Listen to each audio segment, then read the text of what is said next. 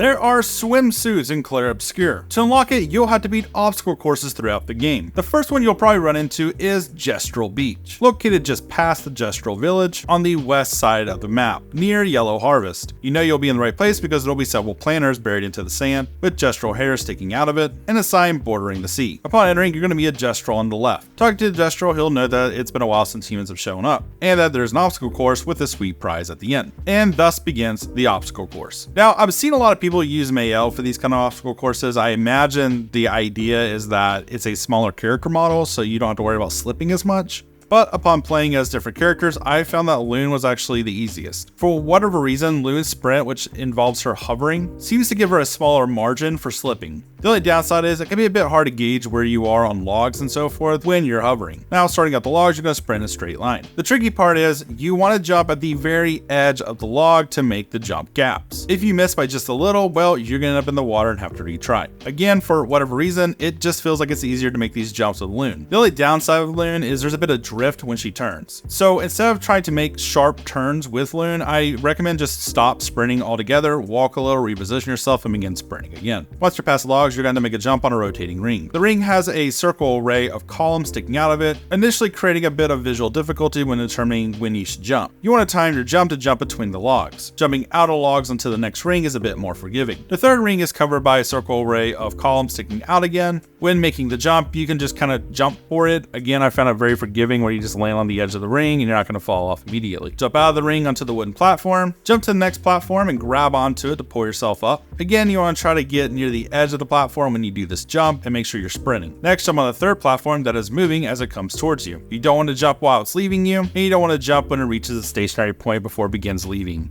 Once more, ensure you're sprinting when you're making these jumps. Finally, as the platform nears the final ring, sprint, then jump, grab the edge, and you've almost made it. Make the final jump, and finally talk to the Gestrel to receive your reward. My tips here are: number 1, use Lune and sprint.